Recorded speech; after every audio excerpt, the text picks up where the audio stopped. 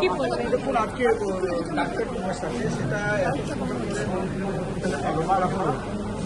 ওনারা বাড়ি করে। আর করোনার সময় যেভাবে পরিষেবা উনি দিয়েছেন, যেভাবে উনি করলেন, তো সেই সময় তো মানুষের খুঁজে পাওয়া যেত না। সেই সময় হসপিটালের অভাব যেভাবে ছিল, আমি নিজেও 4টে স্টেশনে প্রায় 900 থেকে 1000 মানুষকে পরিষেবা দিতে পেরেছিলাম আমাদের এনজিও মাধ্যমে, প্রায় 1 মাস 15 দিন। তাই সেই সময় আমরা মানুষদের, এনজিওদের, হসপিটালদের, জনগণের প্রতি ভালোবাসা দেখেছিলাম। সেই জন্য আজকে আমরা এখানে উপস্থিত। মানুষের প্রতি পাশে যদি না থাকতো, তাহলে কি আমরা এতটা মানুষ বাঁচতে পারতাম? যা মহামারী ছিল, সেই মহামারীতে কিন্তু আমাদের মানুষের যা ক্ষতি হয়েছে বা যা ক্ষতি হতো, সেটা কোনো দিন পূরণ করা যেত না।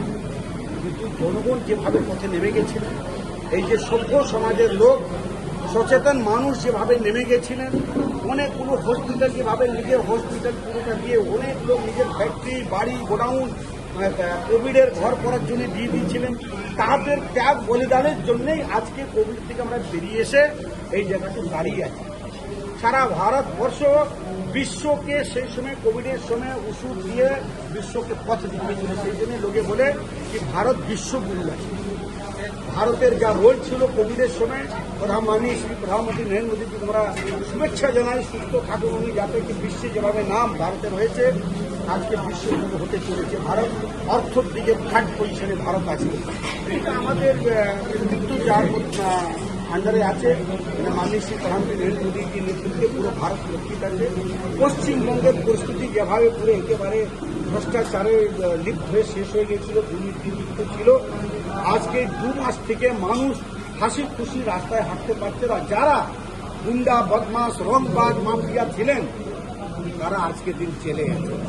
আগামী দিন যদি কেউ মাফিয়া, গুন্ডা রাজ চালাতে চান, কিন্তু এই সরকার চালাতে দেবে না, আমি আমার বিধানসভা চালাতে দেব না, তাকে কিন্তু জেলের পিছনে পাঠাবো। গতকাল সুদর্শন বর একদিকে অ্যারেস্ট হলো, আরেকদিকে সাকির আলী, কি বলবেন? দেখুন, সাকির আলী কি আছে আমি তো সবাই হিস্ট্রি জানে, কিন্তু সুদর্শন বর, তার নাম নিতে মানুষের হাত পা কাঁপত। সে কে? সে একটা গুন্ডা, মাফিয়া। তাকে প্রশাসন অ্যারেস্ট করেছে, পুলিশ অ্যারেস্ট করেছে। আমি পুলিশকে অনেক অনেক শুভেচ্ছা জানাই, আর তাদেরকে তার বাহাদুরির জন্য আমি তাকে স্যালুট করি। আজ প্রশাসনকে আমরা ফ্রি ছেড়েছি। ভারতীয় জনতা পার্টির সরকার, মাননীয় শুভেন্দু অধিকারীর নেতৃত্বের সরকার পুলিশ প্রশাসনকে যেভাবে ফ্রি ছেড়েছে, এবার কোনো গুন্ডা, কোনো রংবাজ, কোনো মাফিয়া রাস্তায় বেরিয়ে চমকানি ধমকানি করতে পারবে না। তাদের জন্য জেল আছে। সাধারণ মানুষ রাস্তায় সুন্দরভাবে, সুস্থভাবে, সুস্থ পরিস্থিতিতে হাঁটাচলা করবেন। রাত 2টো বাজলে আমার মায়েরা সুস্থভাবে বাড়িতে ফিরতে পারবেন। সেই পরিবেশ আমরা তৈরি করে দিয়েছি। আমার অফিসে 7 দিন আগে রাত্রি 1টা অবধি আমার অফিস চলেছে। আমার এই পিয়ারাপুর অঞ্চলের মায়েরা রাত্রি 1টার সময় অফিস থেকে বেরিয়ে যখন 2টোর সময় বাড়ি ফিরেছেন, তখনই প্রুফ হয়ে গেছে ভয়ে আউট ভরসা ইন। এটা যেটা মোদিজি বলেছেন, সেটা কিন্তু প্রুফ হয়ে গেল যে আমার অফিস থেকে রাত 1টার সময় বেরিয়ে তারা হেঁটে নিজে পিয়ারাপুর গেছেন। উনি বলেছেন ফোন করে সকালবেলা কি স্যার আমরা হেঁটে হেঁটে এলাম, খুব ভালো লাগলো। আমরা 6 জন হেঁটে হেঁটে এলাম, ভাবলাম কি হবে, কিন্তু যাই, আমি তো সবসময় লাইভ করে বলি যে এখন যদি 2টোও বাজে, আমার পুলিশ প্রশাসন, আপনাদের পুলিশ প্রশাসন আপনাদেরকে বাড়ি পৌঁছে আসবে। উনি বললেন, পুলিশ ভ্যান দাঁড়িয়ে ছিল, বললো দিদি আপনাদেরকে ছেড়ে দেবো। ওনার জন্য আমরা হেঁটে হেঁটে চলে যাবো, দেখতে যাচ্ছি কি হয়। পুলিশ প্রশাসন ভ্যান, ওনারা হেঁটে যাচ্ছিলেন, পুলিশ প্রশাসন ভ্যান ওনাদের পিছন পিছন যাচ্ছিল। যতক্ষণ ওনারা বাড়ি ঢোকেন নেই, পুলিশ প্রশাসন ভ্যান তার পিছনে ছিল। এইটাই হচ্ছে পশ্চিমবঙ্গের আপনাদের সরকার। আর ভারতীয় জনতা পার্টি, মোদীজি ডবল ইঞ্জিন সরকার, আর মাননীয় শ্রী শুভেন্দু অধিকারীজি নেতৃত্বের সরকার, মাননীয় শ্রী সমীর ভট্টাচার্য নেতৃত্বের সরকার। এই জন্য আমরা বলি এটা হচ্ছে আপনাদের সরকার। এবার আমাদের যেটা কথা মোদীজি বলে গেলেন যে ভয়ে আউট ভরসা ইন, এই ভরসার মাধ্যমেই যেভাবে বিল পাস হয়েছে আপনারা সকালে দেখেছেন। আজকে কত সুন্দর জিনিসটা এখানে ঘোষণা হলো, আয়ুষ্মান ভারত ট্রিটমেন্ট এখান থেকে হবে। আমি আমার এই পিয়ারাপুর অঞ্চলের মা বোনদেরকে বলতে চাই, আপনারা এবার যারা যারা আয়ুষ্মান ভারত গ্রহণ করেছেন, যাদের যাদের আয়ুষ্মান ভারত পারমিট হয়েছে, তারা এসে এখানে 5 লক্ষ অবধি পরিষেবা এখানে পাবেন।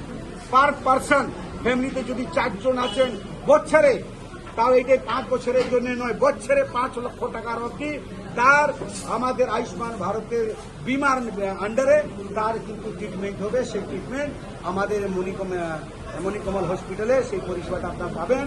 আমাদের এখানকার চেয়ারপারসন আছেন, ম্যাম আছেন, আমার এখানকার ডাক্তার এত সুন্দর ব্যবহার, তারা একটা ভালো ভালো ডাক্তার, আমার দিদিরা ভাইরা যারা এখানে আছেন সবাইকে অনেক শুভেচ্ছা। আমি সবাইকে বললাম কি যেই আমাদের পেশেন্ট আসুক, পেশেন্টের যারা গার্জিয়ান আসবেন তাদের কাছে ট্রিটমেন্ট 2 মিনিট দেরি হলে কিন্তু তার ভালোবাসাটা তার সাথে রাখবেন, তার সাথে প্রেম রাখবেন, তারা নিশ্চয়ই ওয়েট করবেন। কিন্তু কাউকে যদি আমরা দুতুর করি বা কাউকে ইনসাল্ট করি, তখন কিন্তু ট্রিটমেন্ট হওয়ার আগেই তারা মানুষ নিজে ভেঙে গেলেই পেশেন্ট কোনোদিন সুস্থ হয় না। পেশেন্ট যদি নিজের মনের জোর ঠিক থাকে সে 100% সুস্থ হবে। তার জন্য আমি আজকে এখানে নিবেদন করেছি সকলকে, সবাই মিলে আমাদের যারা আসবেন গার্জিয়ান, যারা পেশেন্ট আসবেন তাদের কাছে একটু ভালোবাসা ছড়াবেন। ওটা করলেই দেখবেন মানুষ সুস্থ হয়ে বেরোবে এখান থেকে। সবাই ভালো থাকবেন, সুস্থ থাকবেন। দারুণ লাগলো আজকে এখানে আসার পর। আমাদের সরকার তরফ থেকে প্রত্যেকটাই হসপিটালে আরেকটা জিনিস আমি বলেছি, আপনাদের মিডিয়ার মাধ্যমে বলে দিতে চাই কি যেভাবে আমাদের কলকাতায় সরকারি হসপিটালের উপরে চাপ আছে, উপায় একটাই আছে, এখন যতগুলো নার্সিং হোম আছে তারা গরিব মানুষকে একটু সহযোগিতা করুন। সেই জন্য আয়ুষ্মান ভারত এখানে এন্ট্রি করানো হয়েছে। সেই চাপটা যেন কলকাতায় না পড়ে, আমাদের এই লোকাল হসপিটালে চাপ পেশেন্ট আসবেন, কলকাতার চাপটা কমে যাবে। সেই পরিষেবাটা চালু হয়ে গেছে। এইটা আমি সবাইকে অনেক শুভেচ্ছা জানাচ্ছি, ভালোবাসা অভিনন্দন জানাচ্ছি। সবাই ভালো থাকবেন, সুস্থ থাকবেন। নমস্কার।